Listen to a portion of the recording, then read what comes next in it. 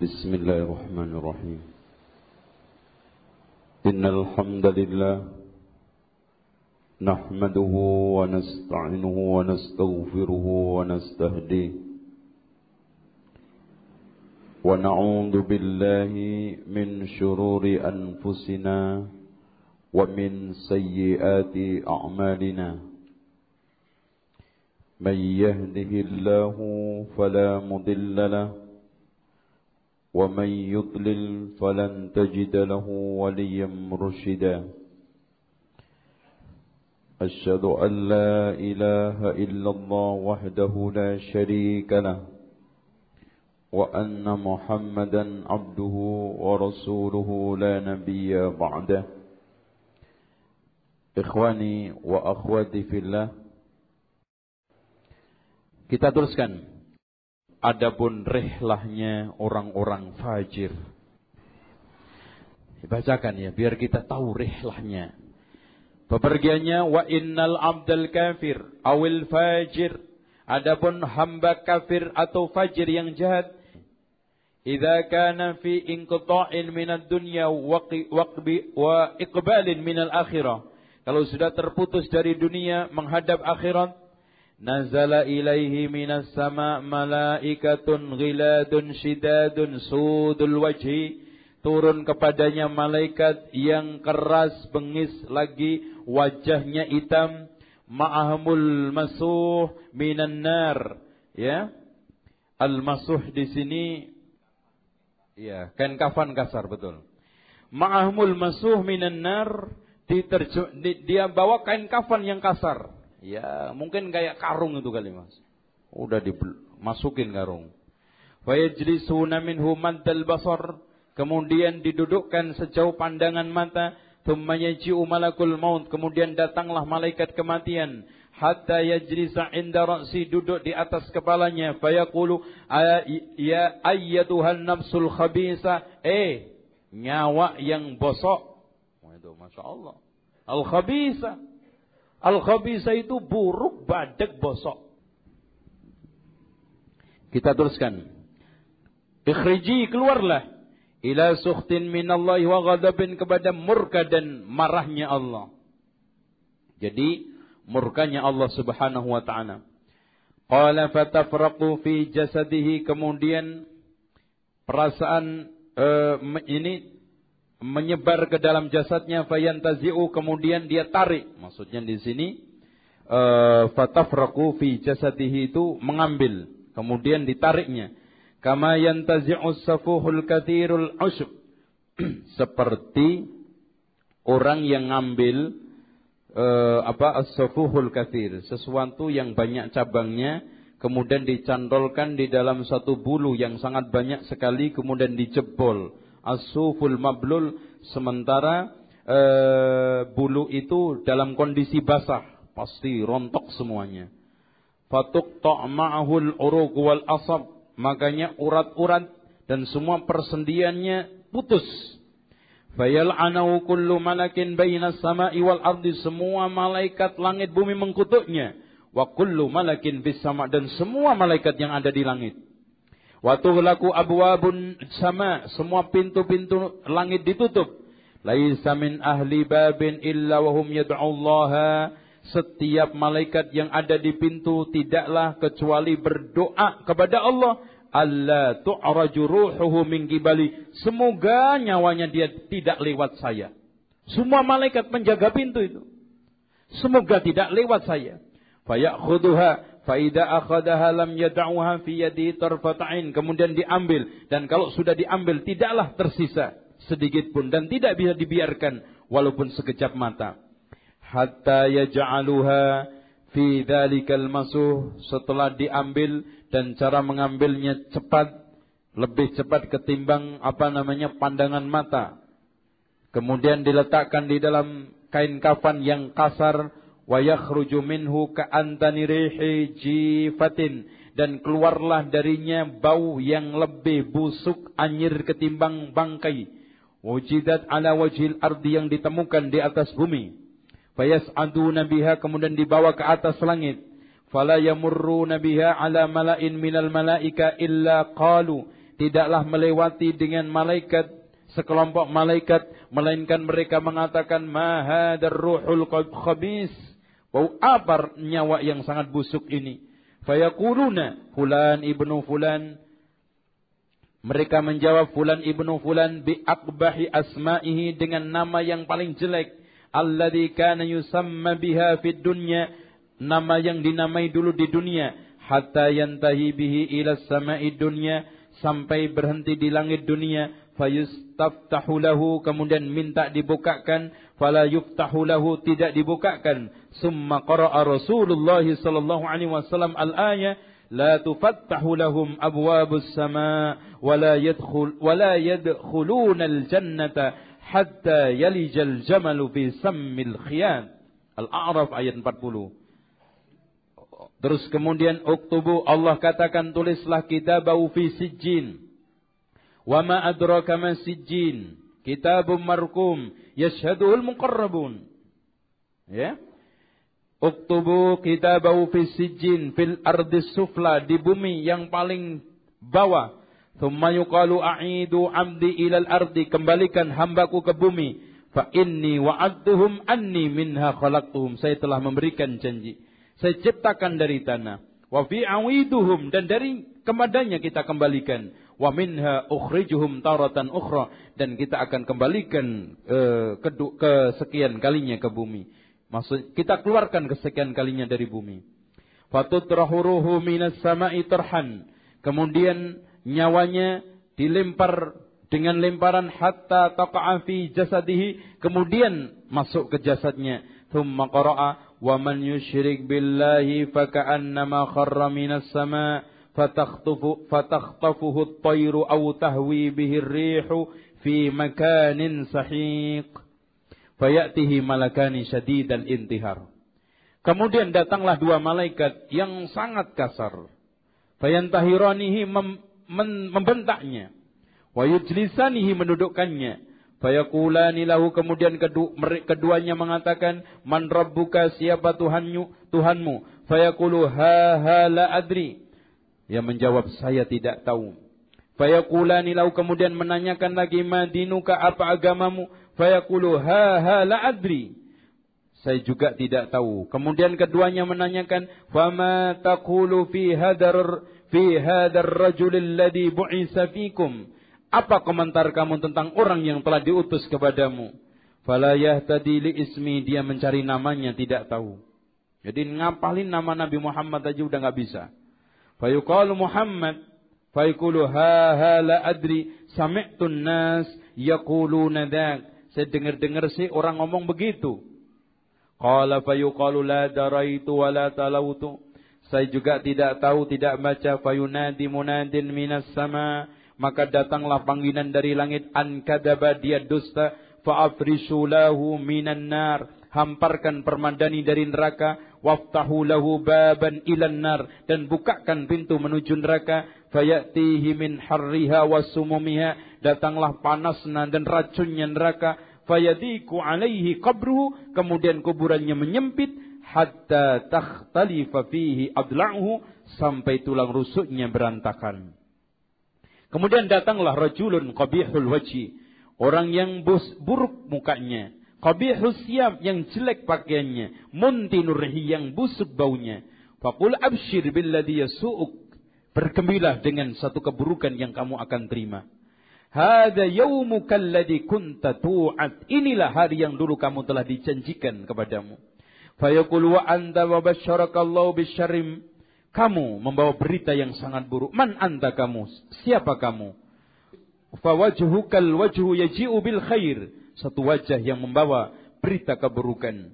Fayaqulu ana amalukal khabis, saya amalmu yang buruk. Fawallahi ma alimtu, demi Allah saya tidak tahu, illa kunta bati'an an ta'atillah, kamu orang yang lambat dari ketaatan kepada Allah, sari'an ila ma'siyatillah, dan cepat di dalam bermaksiat kepada Allah. Fajazakallahu syarra, sekarang Allah membalas kamu dengan keburukan. Ini diteruskan dengan dipukul, berantakan, dan terusnya. Inilah ikhwan, adab yang akan dialami oleh orang-orang kafir atau fajir nikmat yang akan dirasakan oleh orang-orang mukmin, orang-orang yang mati dalam husnul khatimah. Adapun tentang siksa kubur, tidak ada satu ulama ahli sunnah pun yang mengingkarinya. Semuanya menetapkan. Ada beberapa orang yang cekak pemahaman agama, yang membeo dengan pendahulu-pendahulu mereka seperti Mu'tazilah dan beberapa orang Jahmiyah dan orang-orang yang ingkar hadis ahad, mengingkari siksa kubur. Alasan mereka cukup sepele. Kata mereka, di dalam Al-Quran tidak ada cerita tentang siksa kubur. Kemudian yang kedua, siksa kubur itu disebutkan di dalam hadis-hadis yang ahad, tidak bisa dipertanggungjawabkan. Sementara masalah kaitan gaib seperti ini harus hadisnya mutawatir. Bahkan dia dengan lantangnya mengatakan bahwa enggak mungkin Nabi Muhammad itu bisa menghabarkan perkara-perkara gaib. Auzubillah. Sangat bodoh banget. Dan bahkan hadirin sekalian, kemarin saya dialog dengan orang yang ingkar kubur ini di daerah Bekasi, Harapan Jaya apa Harapan Indah itu. Begitu. Sudah kita kasih dalil dari Al-Quran, di antaranya Fir'aun yang setiap pagi sore dipampangkan kepadanya neraka, api nar di situ, bukan api di Jahannam, tapi di alam kubur. Kemudian hadis yang juga sahih diriwayatkan oleh Imam Bukhari dan Muslim, dan hampir kita katakan sekarang ini adalah mutawatir karena semua umat ini membaca. Rasulullah SAW menganjurkan di dalam hadis, "Idza farigha ahadukum minat tasyahhudil akhir," jika di antara kalian selesai tasyahud akhir, "falyata'awwadz billahi min arba'in," hendaklah kalian berlindung dari 4, min adabi jahannam, wa min adabil qabri, wa min fitnatil mahya wal mamati, wa min fitnatil masihid dajjal. Dan hadis ini diriwayatkan oleh Imam Muslim dan ashabus sunan. Bagaimana kita bisa mengingkarinya, ikhwan?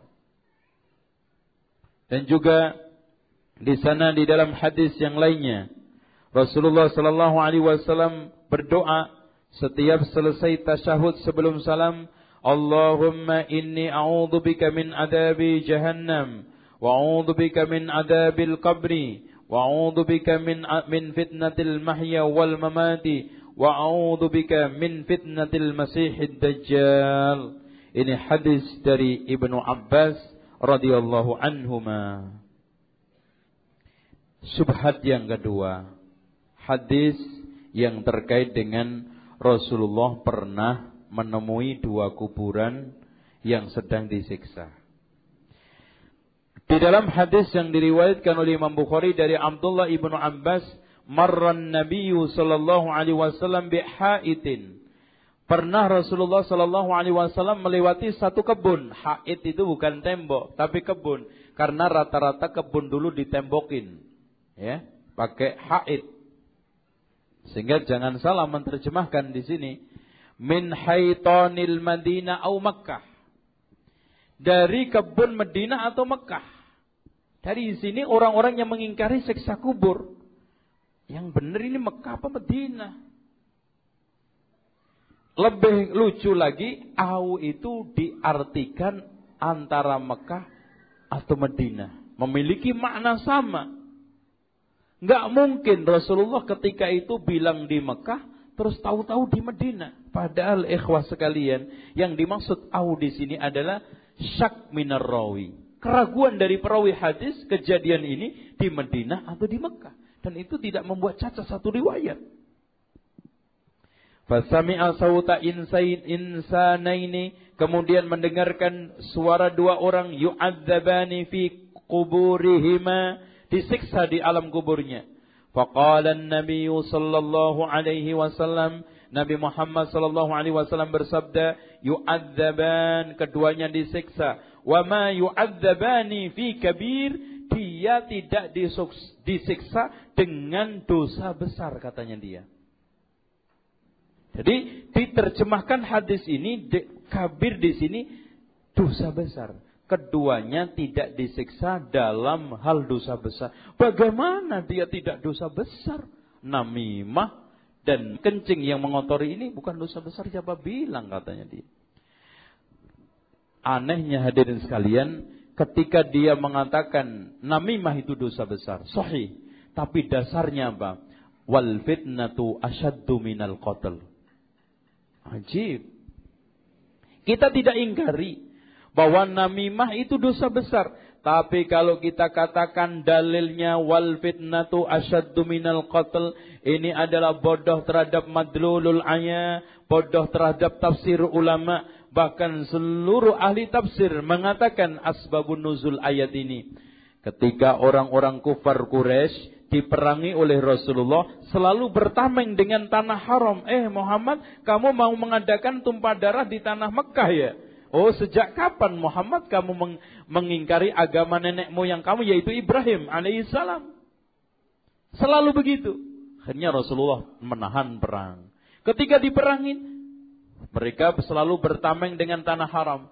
Sementara kufur dan syirik terus berjalan. Makanya Allah menurunkan, Muhammad, bilangi sama orang-orang kufar Quraisy, sesungguhnya kesyirikan yang kamu perbuat, kekufuran yang kalian perbuat di tanah suci itu asyaddu, lebih berat, lebih besar resikonya minal qatli, daripada kamu saya bunuhin dalam peperangan. Itu. Wal fitnatu asyaddu minal qatl, adu domba lebih kejam daripada pembunuhan. Makanya banyak orang yang nusuk ketika difitnah. Oh, kamu fitnah saya, cus, itu kan gitu. Wal fitnatu asyaddu minal qatl. Kacau ya ikhwan. Dan ikhwah sekalian, hadis ini juga kita tidak mengingkari bahwa namimah itu dosa besar. Tapi teksnya tidak di situ. Wa ma yu'adzabani fi kabirin, itu bukan artinya tidaklah keduanya disiksa dalam hal dosa besar. Bukan itu artinya. Tapi yang benar artinya wa ma yu'adzabani, keduanya tidak disiksa fi kabirin, di dalam persoalan yang sulit dihindarkan. Yang besar sehingga sulit dihindarkan, tidak. Apa sih susahnya menghindar dari namimah? Apa susahnya menjaga kencing? Bukan hal yang besar itu kan? Kok sampai? Nah gitu loh. Itu fi kabirin maknanya. Thumma qala bala kana ahaduhuma la yastatiru minal baul wa kana al-akhar yamshi bin namimah. Kemudian Rasulullah SAW meminta pelepah kurma dipecah menjadi dua, ditancapkan keduanya, lalu Rasulullah katakan la'allahu ayyukhaffaf anhuma ma lam yaybasa, mudah-mudahan diperingankan siksanya selagi tidak kering ini pelepah kurma ini. Jadi selama masih basah, semoga Allah Subhanahu wa taala meringankan siksaannya. Ini, tapi bukan berarti kita tiru, ini khusus Rasulullah, Mas. Jadi jangan nanti kita biar siksa kuburnya diringankan, kita tancepin pisang. Iya, dijawab pisang, nanti keluar pisangnya. Wah, ini siksaannya ringan banget, buktinya gedangnya itu buah kan gitu. Nanti biar adem sekalian disiram sama kembang telon. Ini jelas hadirin sekalian khurafat ngarang sendiri. Kalau sudah perkara gaib, Mas, kalau sudah seperti ini, maka namanya bukan alam gaib lagi, tapi khurafat, dan kita tidak bisa membenarkannya. Inilah hadirin sekalian, dan beberapa kondisi orang disiksa di alam kubur. Ada yang disiksa karena makan riba. Antum bisa melihat di halaman asli buku 38. Rasulullah sallallahu alaihi wasallam pernah mimpi. Fataina ala nahrin, di dalam mimpi saya mendatangi sungai Ahmar. Dan tolong Mas, mimpinya Nabi itu enggak mungkin ngimpi bunga tidur atau setan, pasti wahyu. Bahkan pertama kali wahyu Rasulullah sallallahu alaihi wasallam itu ar-ru'a salihah, mimpi yang baik. Jadi ahmar misruddam, jadi di sungai seperti darah. Fa idzan fin nahri rajulun sabihun yasbah. Tiba-tiba aku temui ada orang yang di dalam sungai tersebut berenang-renang. Wa idzan ala syattin nahri, di pinggirnya sungai itu rajulun qad jama'a indahu hijaratan katsiratan. Di pinggir sungai itu ada orang juga yang sudah mengumpulkan batu yang sangat banyak. Wa idzan dzalika as-sabihu yasbah, ketika orang yang mau berenang ke pinggir ma yasbah, thumma ya'ti dzalika alladhi jama'a inda hijaratin fayaghfiru fahu. Kemudian orang yang di pinggir, yang di sampingnya itu ada batu, maka dilemparkanlah batu itu mengenai mulutnya, plok. Fayalqamuhu hajaron, makanya langsung mengenai mulut. Balik lagi. Fayantaliku yasbah thumma yarji ilaihi. Kemudian dia berusaha untuk renang lagi, kembali lagi.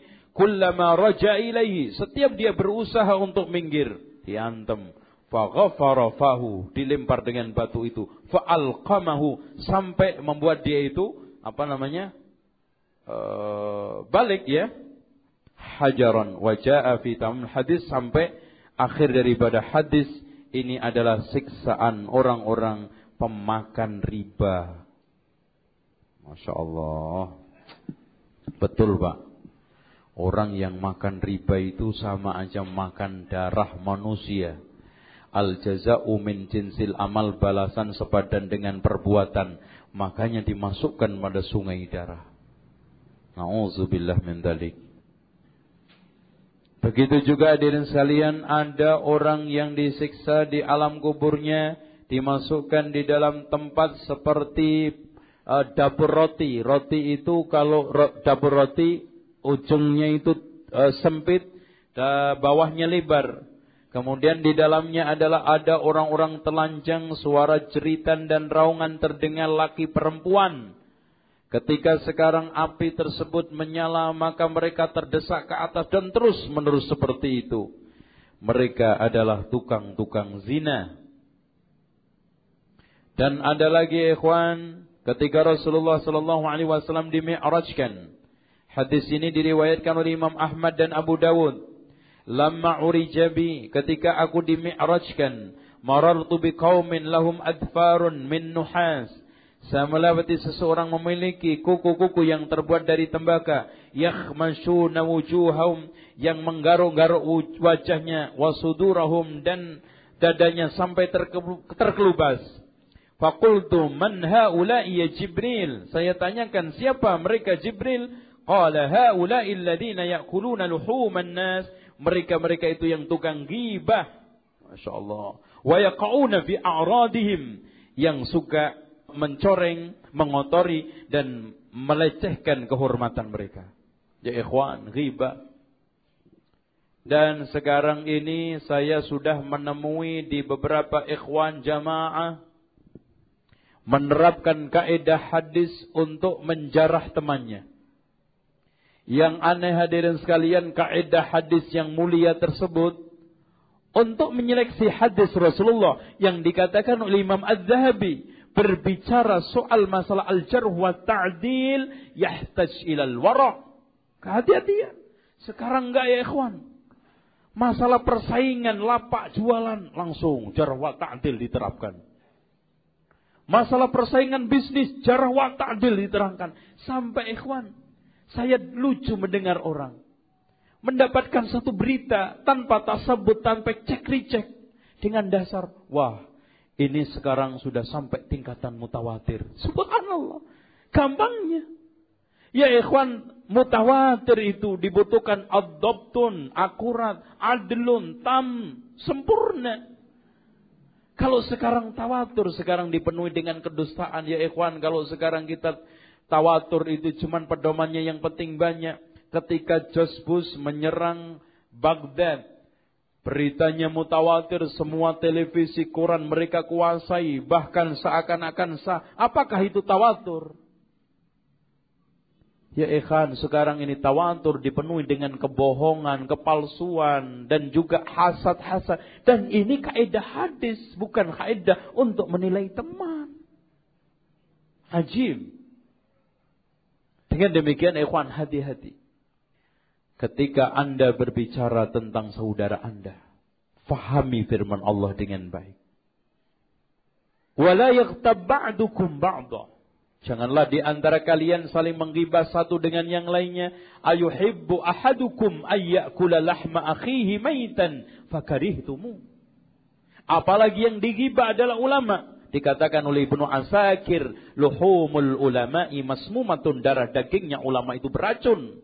Wa adatullahi ma'lumatun, dan permusuhan Allah pada orang yang memusuhinya jelas. Cepat mati, Mas. Mas, saya tanya, makan daging manusia sembelihan halal apa haram? Mas, anak tanya, Mas, kalau ada manusia disembelih kemudian disate, halal enggak satenya? Apalagi bangkai, apalagi dikasih racun. Masya Allah, cepat itu. Dosanya berlipat-lipat. Sehingga ikhwan, Imam Ad-Dhahabi mengatakan, demi Allah, setelah tahu ghibah itu membahayakan pelakunya, saya tidak pernah ghibah dalam hidup saya. Dan Imam Al-Bukhari menangis, demi Allah, kalau bukan karena tanggung jawab hadis Rasulullah dan demi hadis Rasulullah, saya tidak akan membicarakan rijalul hadis. Sekarang Mas yang dibicarakan bukan rijalul hadis, rijalul apa? Rijalul dakwah, yang sama-sama dakwah. Inilah sehingga terjadi kerusakan hubungan di antara kita. Ini hanya bisa diperlakukan di dalam masalah kaidah-kaidah al-jarh wa ta'dil, tawatur, ahad, itu di dalam menyeleksi riwayat Rasulullah. Walhasil ikhwan, sekarang banyak orang yang menghalalkan ghibah. Yang anehnya kadang-kadang seperti yang dikatakan oleh Imam Ibn Rajab Al-Hambali dalam kitab Jami' Ulum wal Hikam ketika mensyarah hadis Rasulullah, wala tahasadu wala tabaghadu wala tanajasu wala tadabaru wa kunu ibadallahi ikhwana. Beliau menjelaskan, kadang-kadang ada perselisihan di dalam rangka untuk membela mazhab. Dan satu dengan yang lainnya mengklaim dia membela kebenaran. Namun terkadang pembelaan itu melebihi daripada batas, sehingga satu dengan yang lainnya saling mencela. Dengan hujjah membela satu madhab, tapi di dalam kenyataannya sebetulnya ada unsur pribadi yang dititipkan dalam rangka untuk membela madhab. Terkadang permusuhan itu takarannya berlebihan, tidak sesuai dengan takaran normalnya, karena pembelaan berlebih terhadap gurunya yang memang pada saat itu kebetulan cocok dengan pendapat itu. Loh Mas, ini berarti bukan bughdu fillah wal hubbu fillah. Ada kadang-kadang kita seakan-akan sekarang ini sedang membela sunnah, sedang membela manhaj. Mas, hati-hati Mas. Apa Mas? Hati-hati. Enggak, pokoknya hati-hati aja lah. Masya Allah. Tahdir yang umum ini lebih berbahaya Mas, ketimbang tahdir yang jelas. Hati-hati. Dia itu suka bohong. Enak kan? Hati-hati. Apa Mas hati-hati? Pokoknya hati-hati aja lah. Waduh, gimana Mas? Anak ini ngaji enggak? Oh, udahlah. Pokoknya sama Zainal Abidin hati-hati. Udah, terang-terangan aja. Terus iya. Hati-hati. Kenapa? Pokoknya hati-hati. Kadang-kadang hadirin sekalian, persaingan itu dipengaruhi oleh faktor-faktor pribadi. Makanya saya sering katakan hasud itu penyakit elit umat ini. Sehingga Rasulullah katakan, dabba alaikum da'ul umami qablakum, telah menggelayuti kepada kalian penyakit umat dahulu, al-hasadu wal baghdha. Contoh aja ikhwan. Kadang-kadang ada orang mentahdir antar penjual jualan. Was, hati-hati, jangan beli buku-buku di dia. Itu buku-bukunya banyak bermasalah. Nah, itu kan gitu. Jarah yang juga ini. Ada ustadz bermasalah, pedagang bermasalah juga. Nah, itu kan gitu. Hati-hati pokoknya. Dengan tujuan supaya dia beli ke dia. Masya Allah. Manhaj dijual untuk tujuan supaya untung sesaat. Na'udzubillah. Tapi covernya apa? Seakan-akan membela sunnah Mas. Kalau antum beli buku yang selektif lah. Majalah-masalah yang beredar ini kan bermasalah semua. Dan tidak semua penjual itu tahu sunnah. Waduh. Yang tahu sunnah siapa? Insya Allah lah, sebentar lagi anak tunjukin gitu. Cuman gak mau ngomong gitu kan. Jadi subhanallah hadirin sekalian, sunnah diperalat, manhaj diperalat supaya bukunya laris. Ya kembalikan dapur, UUD, ujung-ujungnya dapur. Dengan demikian ikhwan, kita ini harus berhati-hati, lisan. Bahkan ana berharap di sini dibedah buku yang cantik sekali. Buku aslinya karangan Syekh Bakar Abu Zaid, Hilyah Talibul Ilmi. Kemudian disyarah oleh Syekh Utsaimin, Syarah Hilyah Talibul Ilmi. Dan sudah diterbitkan oleh penerbit di Jakarta ini. Buku sangat bagus sekali. Di akhir dari kitab itu, Syekh memberikan wanti-wanti. Hati-hati terhadap akhlak-akhlak yang tercela ini yang merusak adab thalibul ilmi. Yang satunya adalah naklul kalam, suka mindah omongan. Dan subhanallah hadirin sekalian, ada sekarang dai itu cuman kerjanya mindah keplesetnya ustaz. Wah, ustaz ini kepleset, pindah. Bahkan ngalahin berita BBC, Mas. Wah, hati-hati. Subhanallah. Bukankah layak kita jawil dulu? Zainal Abidin gitu, nggak apa-apa. Kampret, nggak apa-apa kok. Yang penting anak dijawil gitu. Subhanallah ya ikhwan, ditelepon nggak, dinasetin nggak, dibedah keplesetnya saya di suatu majelis, di taklim. Apakah itu akhlak seorang muslim? Apa dia tidak paham firman Allah, ya ayyuhalladzina amanu in ja'akum fasikum binaba'in fatabayyanu. Bahkan ayat ini ikhwan disebutkan oleh Imam Muslim dalam muqaddimahnya, bab wujubu akhdir riwayah minas thiqab, bab wajibnya mengambil riwayat dari orang yang terpercaya. Apakah benar yang membawa berita itu? Cek dulu. Disenggol. Apa juga enggak faham tentang hadis Rasulullah yang sahih yang diriwayatkan oleh Imam Muslim di dalam muqaddimahnya juga, kafa bil mar'i itsman ayyuhaddisa bi kulli ma sami'. Cukup berdosalah orang kalau cerita apa saja yang dia dengar. Mas, sikap kita itu harusnya semua kasus ada komentar, tapi tidak semua komentar layak dilontar. Diseleksi dong. Jangan kayak toko besi, apa-apa dijual. Kloset ada, peralon ada, racun tikus juga diberikan. Jangan. Antum ini dai. Setiap yang kalimat keluar dari mulut ini didengar, ditangkap oleh orang. Kalau tidak hati-hati, bisa bubrah, keplesetnya lisan. Sulit diobati. Katanya Imam Asy-Syafi'i, keplesetnya kaki gampang diobati. Keplesetnya lisan ya ikhwan, itu bisa celaka seumur-umur mati. Dengan demikian, tasabbut, ghibah, ini harus dihindarkan. Katanya Syekhul Islam Ibnu Taimiyah, ada sebagian orang yang menduduki hidupnya lalat. Hinggap dari tempat yang bersih ke tempat yang kotor dan tidak senang kecuali yang kotor-kotor saja dan cari yang kotor. Yang aneh Mas, kadang-kadang mindah kalimat itu dari Mas hati-hati ya, untuk kita-kita aja. Itu jujur banget. Sampai ini juga jujur kepada Mas, hati-hati ya, untuk kita-kita aja. Jujur. Sampai 10 orang semuanya untuk kalangan sendiri. Emang buletin apa? Ya ikhwan, ini bukan buletin, a'radun nas. Rasulullah katakan, fa inna arbar riba istitalatur rajuli fi irdi akhihi. Hadis ini dihasankan oleh Syekh Nasruddin Al-Albani. Sesungguhnya riba yang paling gampang berkembang itu orang yang mengumbar kehormatan orang lain. Mas, kalau riba itu kan sebulan cuman berapa? 7%.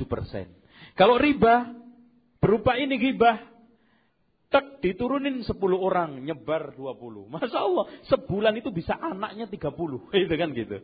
30%, 50% bisa 100%. Cepat beranaknya. Dengan demikian hati-hati ikhwan. Bahkan Rasulullah SAW banyak memberikan peringatan ghibah itu, Masya Allah. Ini tentang bagaimana kita itu bersikap supaya tidak disiksa di sini. Wa yaqa'u fi a'radin nas. Wallahu a'lam bishawab. Intinya siksaan-siksaan di alam kubur itu macam-macam. Ada orang yang juga disiksa oleh Allah. orang yang melihat orang terzolimi tidak ditolong. Antum lihat di halaman 33. Umira bi'abdin min ibadillah, diperintahkan kepada salah seorang hamba Allah, ayyudrab fi qabri mi'ata jaldatin, 100 pukulan, falam yazal yas'al wa yad'u.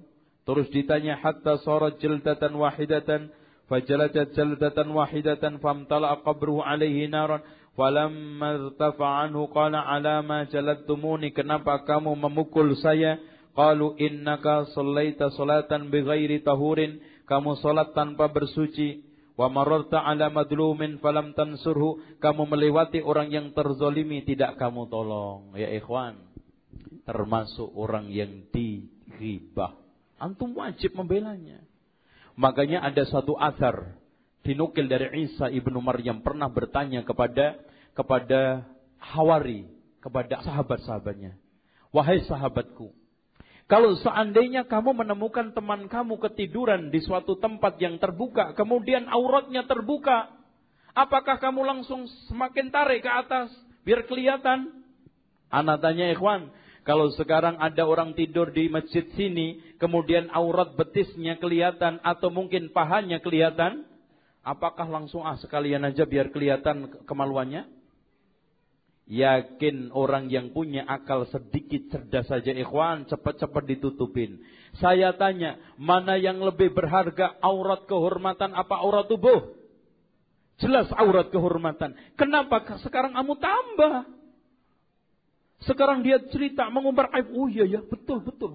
Iya, nah itu. Sama aja. Tadi kelihatan baru cuman paha, ditarik sampai kemaluannya. Na'udzubillah, ini model muslim yang kayak apa ikhwan?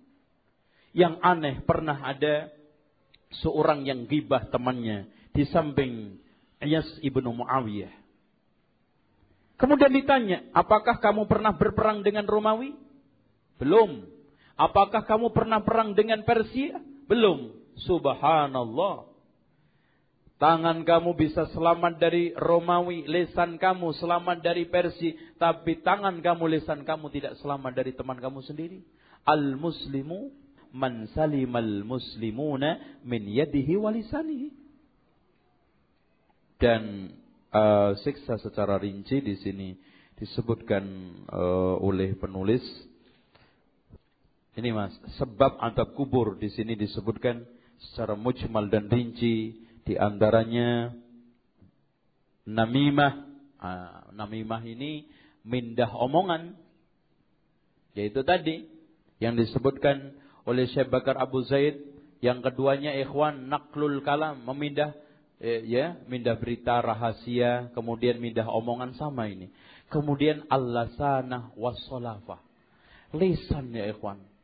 Di antara adab-adab yang sekarang ini hilang, sehingga ikhwan ta'lim kita ini tidak ada berkahnya seperti ta'limnya Syekhul Islam Ibnu Taimiyah, ta'limnya Syekh Al-Allamah Abdul Aziz bin Bas. Kenapa? Karena lisan, lasana. Lisan kita itu gampang menghujat, gampang mencela, gampang memvonis, kurang tasabbut. Sehingga di dalam kitab itu di antara adab utama, dan ini kalau tidak dilaksanakan virus berbahaya buat ta'lim adalah as-sabatu wa tasabbut. Terus kemudian tarku toharo, permusuhan, menggunjing orang, atau saksi palsu, tidak menjaga kencing, disebutkan di sini semuanya oleh Syekh, ini pengarang kitab Perjalanan Ruh Setelah Kematian. Intinya adab kubur itu dari maksiat hati bisa, maksiat mata bisa, maksiat telinga, maksiat mulut, lisan, perut, kemaluan, tangan, kaki, badan, ya, seperti namimah, pendusta, ghibah, saksi palsu, menuduh, ya, menyebar fitnah, dai kebid'ahan, memakan harta riba, makan harta yatim, makan harta suap, ya, tender itu, ya, atau dari mana supplier itu, ya, peminum khamr, zina, liwat, homoseksual, pencuri, pengkhianat, ya. Dan ini semuanya nanti akan mendapatkan siksa di alam kubur. Dan ikhwah sekalian, tentang orang-orang yang berhak untuk mendapatkan nikmat di alam kubur, ya orang-orang yang taat, orang-orang yang menjadikan segala sesuatu ketaatan sebagai pintu dan jalan menuju surga dan nikmat alam kubur. Intinya tadi orang yang cepat memenuhi panggilan ketaatan dan lamban memenuhi panggilan maksiat. Wallahu a'lam bishawab. Demikian mungkin kita buka tanya jawab. Ada kurang lebihnya saya mohon maaf. Kekurangannya bisa kita tambah di dalam sela-sela tanya jawab ini insyaallah. Ustaz, bagaimana menghadapi suami yang belum mengerti tentang ilmu syar'i?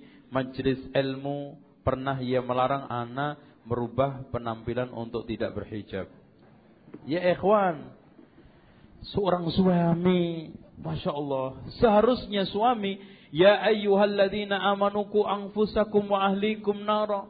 Bahkan di dalam hadis Rasulullah ikhwan, ma min abdin muslimin yastar'ihillahu ra'iyatun summa yamutu wa yawma yamutu wa huwa ghashin li ra'iyatihi illa kana min ashabin nar. Di dalam lafaz lain, illa lam yajid rihal jannah.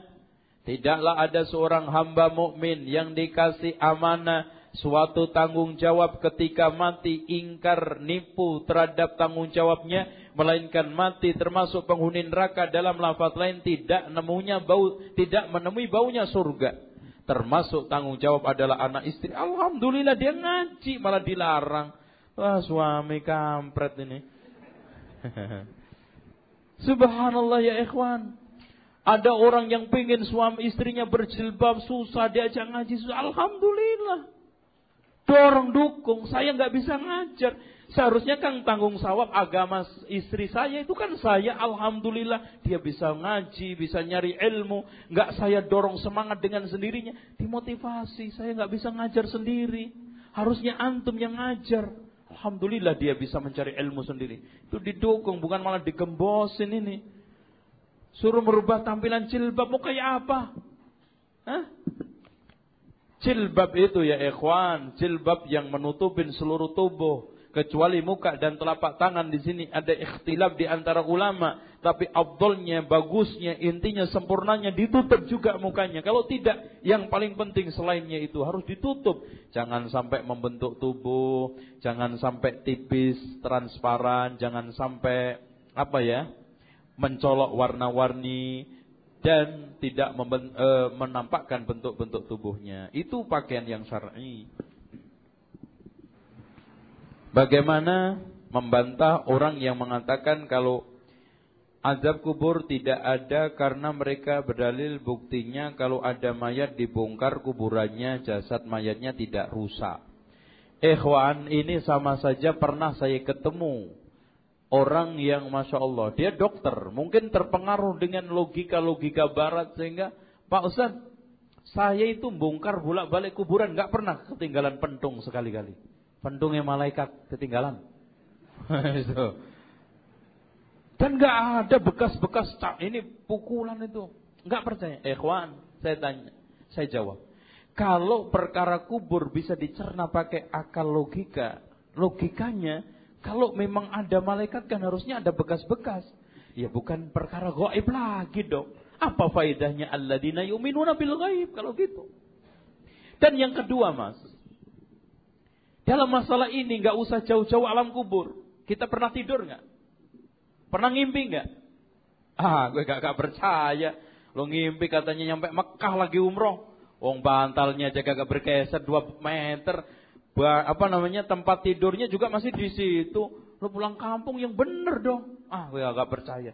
Loh, kalau kamu gak percaya ya tidur. Gitu kan gitu. Kalau kamu gak percaya lu mati. Gitu kan gitu. Lalu beres. Ya ikhwan, ini bukan masalah logika, bukan masalah akal-akalan. Di sini adalah nas yang dicerna oleh hati. Alladzina yu'minuna bil ghaibi, iman. Logika pun bisa dibantah logika kan? Tadi itu, ya. Dan untuk nas-nasnya, dalil-dalilnya sudah saya sampaikan tadi. Itu logikanya. Kalau ada orang bawa logika, bantah dengan logika itu, kemudian kuatkan dengan dalil-dalil sehingga mantap. dia tidak bisa berkutik. Ana punya buku terjemahan yang diterbitkan penerbit Cendika Jakarta tentang akhir kehidupan, ditulis oleh Imam Jalaluddin As-Suyuti, tapi pada pertengahan bab ada kejelasan tentang Nur Muhammad. Ya ikhwan, ini kadzab semuanya. Artinya riwayat-riwayat tentang Nur Muhammad itu semuanya diriwayatkan oleh orang-orang kadzab, pendusta. Walaupun Imam Suyutinya bukan kadzab. Dan tolong dicamkan ikhwan, ulama-ulama di dalam rangka menukil hadis-hadis dhaif dan maudhu itu bukan di dalam rangka untuk menyesatkan umat, ingin menunjukkan kepada umat bahwa hadis ini adalah dhaif. Tolong camkan. Makanya Ibnu Katsir ketika dia menurunkan hadis-hadis dhaif atau maudhu di dalam tafsir Ibnu Katsir, saya sampaikan di dalam tafsirku ini agar umat waspada bahwa hadis itu dhaif, bukan untuk diamalkan. Jangan sampai kayak orang Cabang Bungin Bekasi, dhaif kan hadis, Mas. Repot ini. Apa benar Imam Jalaluddin As-Suyuti berakidah Nur Muhammad? Tidak. Orang yang membantah adanya adab kubur mengatakan bahwa dalil mereka adalah Quran surat 363. Maka mereka mengatakan bahwa kata-kata tidur dalam ayat tersebut berarti telah mati kita ditidurkan seperti tidur kita di dunia. Wah, dibalik. Tidur itu kayak mati, bukan mati kayak tidur. Ini dibalik ayatnya. Allahu yatawaffal anfusa hina mautiha hina naumiha. Aku malah dibalik ini dibalik. Jadi orang tidur itu ibarat mati. Makanya Allah Subhanahu wa taala membahasakan tidur itu dengan bahasa mati banyak, wafat. Dan Rasulullah SAW juga di dalam doa yang diajarkan kepada kita, doa tidur gimana, Mas? Bismika Allahumma amutu wa ahya. Maut. Makanya Rasulullah katakan an-naumu akhul maut. Tidur itu adiknya mati. Itu. Baru setelah kiamat kita dibangunkan. Ini kan kesimpulan dia. Nah, kesimpulan itu bertentangan dengan hadis. Nah, pertanyaannya, Mas, mana yang lebih didahulukan? Ucapan Rasul apa kesimpulan dia? Jauh. Kemudian ini ulama aja enggak mau ngelawan Nabi. Masya Allah. Ini terlalu ini orang. Ada dalil yang menerangkan tentang mati suri. Apakah mati suri itu? Ya ikhwan, sebetulnya mati suri itu istilah orang-orang awam saja. Makanya di dalam kedokteran itu masih banyak pertentangan pendefinisian mati. Menurut kasat mata dia sudah mati, tapi alatnya masih jalan. Itu Mas, krok gitu kan. Makanya ketika dicabut ada yang protes, akhirnya dokternya ketempuan kan gitu, kena masalah. Sehingga kemarin ada salah seorang dokter senior, guru besar UI juga dikasih wewenang untuk membuat kurikulum pegangan buku pasca sarjana UI. Nah, saya dimintai pendapat untuk mendefinisikan mati, tolong dicarikan fatwa ulama. Alhamdulillah ketemu fatwa dari Hay'ah, dari Rabita Alam Islami pernah mengadakan multaqa atau majma' fikih Islami yang menyatakan bahwa definisi mati itu kalau sudah mati batang otak. Itu persis seperti pohon ketika sudah ditebang, dipangkas akarnya yang sudah tidak nempel lagi ke bumi. Walaupun daunnya sekarang ini segar, tapi mati jelas. Udah mati. Ya enggak, Mas? Walaupun ketika roboh masih segar. Sama juga itu, ini sudah jebol batang otaknya, cuman masih gerak. Ini barat daurnya masih segar. Jadi itu aja yang dianggap mati suri. Kadang-kadang orang lihat kasat mata kayaknya sudah mati, tapi masih ada nyawanya. Ada orang di kampung saya itu mati, dinyatakan mati sampai berkali-kali. Karena kayaknya sudah mati, dibawa ke dapur, dipanasin di dapur, hidup lagi. Ternyata apa? Nyawanya masih, cuman dilihat di kasat mata itu sudah kayak mati. Itu umurnya 108 tahun. Siksa nikmat kubur merupakan vonis sebelum pengadilan. Dimohon, ikhwan, tolong dicamkan. Beda adab dengan iqab. Kalau iqab itu tidak terjadi kecuali setelah dihisab. Tapi kalau adab di dunia aja sudah terjadi. Makanya tidak suatu hal yang gharib kalau terjadi adab kubur. Wong adab dunia aja ada kok. Ada nggak adab dunia, Mas? Ada. Tsunami kemarin. Itu. Jika dalam mimpi kita bertemu dengan orang tua kita yang sudah meninggal dunia, mengabarkan bahwa keadaannya di alam barzah menyenangkan, apa itu adalah keadaan rohnya orang tua yang sebenarnya. Ikhwan sekalian, kita tidak boleh percaya banget apalagi kita jadikan pedoman. Karena bisa syaitan. Pokoknya kalau memang tidak ada unsur pelanggaran syariat, bolehlah itu dipercaya. Tapi jangan sampai udah tenang deh, orang tua udah senang, gak usah didoain. Sehingga antum ditipu oleh setan supaya enggak mendoakan orang tua. Bahkan ikhwan sekalian, orang-orang yang tidak punya ilmu, orang tuanya datang minta minum. Waduh, minta apa ini orang tua saya?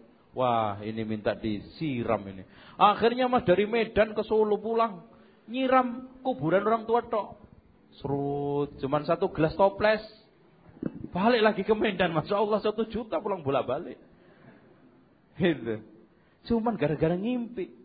Ada lagi, waduh ngimpi apalagi nih orang tua minta payung, wah minta rumah ini. Karena didiriin rumah di kuburannya. Ini kesesatan di atas kesesatan ini, Mas. Ya. Ana baca di internet bahwa di Rusia ada berita tentang adanya pekerja pertambangan mendengar ini mah bohong. Udah nemu neraka, udah selesai, nerakanya udah ketemu. Ini enggak benar ya ikhwan, jangan didengarin. Pokoknya la ainun ra'at wala udhunun sami'at wala khatara bi bali ahadin. Itu intinya kita memahami alam akhirat. Dan tidak ada seorang pun yang bisa menembus, merasakan, melihat neraka dan surga. Titik. Dan ini sebetulnya pelecehan, akan memberikan syubhat, Mas. Jangan takut, nerakanya udah gue temuin. Ya. Tenang. Nanti gue bikinin untuk peredam panasnya. Aduh, kacau balau ini kalau diterusin. Ada orang yang mengatakan bahwa akhirat tidak kekal karena hanya ini ikhwan, insyaallah bukan akhirat. Kalau akhirat tidak kekal ini omongan orang-orang lantur dan kafir dan orang-orang dahriyun, orang pengingkar alam akhirat. Tetapi tentang masalah neraka itu kekal atau tidak, memang ini ada perselisihan di antara ahli sunnah wal jamaah. Jadi intinya begini, yang menyatakan bahwa neraka itu tidak kekal adalah Ibnu Qayyim al-Jauziyah di dalam kitabnya Sawa'iqul Mursalah. Walau dia menggunakan hujah-hujah dan juga gurunya Syekhul Islam Ibnu Taimiyah, namun telah terbantahkan banyak ulama bahwa neraka itu kekal dan pernyataan ahqaba, kalimat ahqab itu tidak menunjukkan saat-saat tertentu akan dihentikan, tidak. Ahqaba itu merupakan satu segon atau kalimat yang menunjukkan bahwa manusia nanti masuk neraka itu bertahun-tahun yang enggak kehitungan gitu loh. Sehingga tidak ada sama sekali pembetulan dari ayat tersebut neraka itu tidak kekal. Antum bila surat Hud ayat 108. Ini yang dipakai oleh Syekhul Islam Ibnu Qayyim al-Jauzi dan juga Syekhul Islam Ibnu Taimiyah. Wa ammal ladzina su'idu fa fil jannati khalidina fiha ma damatis samawati wal ardu illa ma syaa rabbuk. Kalimat illa ma syaa rabbuka kecuali yang dikehendaki oleh Allah Subhanahu wa taala tidak ata'an ghairu masdud. Jadi kalimat illa ma syaa rabbuk ada yang diistimbat, dipahami sebagai pernyataan Allah bahwa neraka itu tidak kekal. Namun hal ini tidak benar, bahwa illa ma syaa rabbuka itu penghuninya ada di antara mereka yang dikehendaki oleh Allah selamat dan keluar, tapi nerakanya kekal. Yang khalidina fiha ya kekal. Apalagi ada yang mengatakan nanti neraka itu lama kelamaan netral. Jadi lama kelamaan netral jadi biasa. Jadi seperti orang yang hidup di pinggir sampah itu loh Mas. Pertama kali puyeng-puyeng tapi lama kelamaan enak juga. Malah kalau kagak ada sampah kangen. Ini jelas pendapat yang konyol, sesat dan tidak benar. Ini qiyas ma'al farik, ya. Perjalanan terus sampai begitu menarik, namun di masyarakat awam terjadi penghadian pahala untuk arwah, roh para leluhur dari lingkungan RT RW, masya Allah. Iya mas, yang aneh lagi adalah diskriminasi pengiriman. Di masjid itu kalau yang ngirim duit 100.000 Al-Fatihah lengkap. Kalau yang 10.000 digabungin, 10.000, 20.000, 30.000 Al-Fatihah. Karena lengkap nih baru 50. 50 kebanyakan, digabungin 50, 100 Al-Fatihah. Ya ikhwan, ini orang miskin gak masuk surga. Kasihan.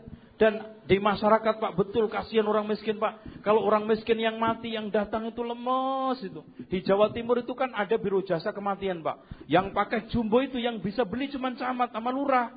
Yang paket menengah ini orang-orang kelas RW RT lah.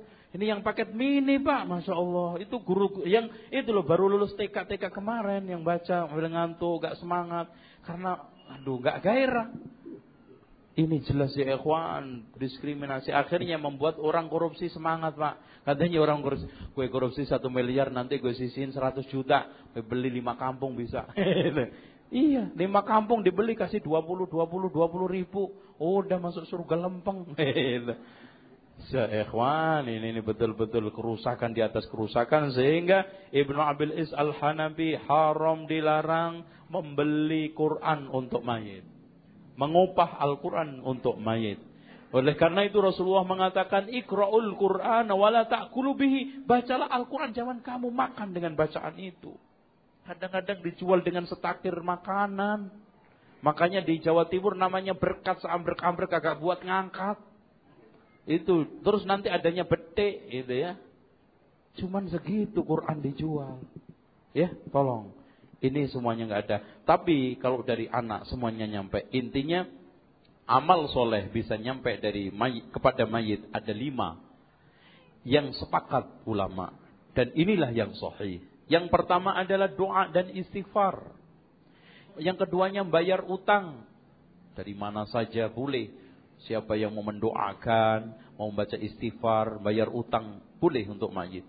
Yang ketiganya adalah puasa nadar. Umpamanya mayit punya utang puasa nadar, kita puasakan. Yang keempatnya adalah amal-amal soleh yang dia bangun, yang dia perbuat saat-saat masa hidupnya. Pahalanya ngalir setelah mati. Dan yang kelimanya seluruh amal soleh yang dilakukan oleh anak.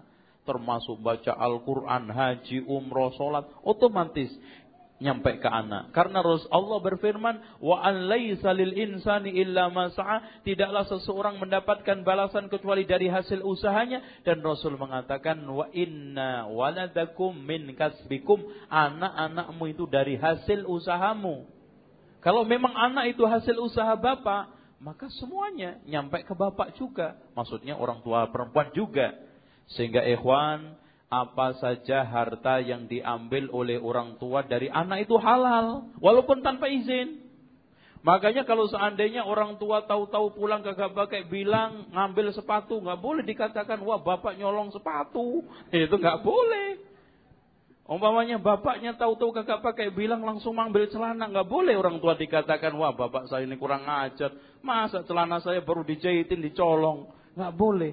Karena harta anak itu dikatakan oleh Rasulullah, anta wa maluka li abika, kamu dan harta kamu milik bapak kamu. Gitu ya. Apa doanya biar diteguhkan hati dalam menjawab pertanyaan kubur? Ya doanya orang-orang yang sedang ada di atas kuburan itu, yang sedang mengubur mau bubar itu, dianjurkan untuk minta. Karena Rasulullah katakan, istaghfiru li akhikum was'alullaha lahu tasbit fa innahu al-ana yus'al. Mintalah pengampunan kepada Allah untuk saudara kamu dan mintalah kepada Allah agar dia teguh karena dia sedang ditanya. Makanya dianjurkan berdiri sejenak untuk memintakan kepada Allah pengampunan dan keteguhan. Apakah seorang muslim yang pernah mencuri di pertukuan dosanya dapat terhapus dengan memberi sedekah? Ini mudah-mudahan ini enggak nyuri. Ikhwan, siapa saja yang mencuri, ngerampok, korupsi harus dibalikkan. Harus dibalikkan. Kalau enggak, tetap ditagih. Makanya Syekh Muhammad Ibnu Shalih Al-Utsaimin di dalam kitab Juz Amma, tafsir Juz Amma mengatakan, dosa-dosa yang terkait dengan anak Adam tidak di bawah kehendak Allah.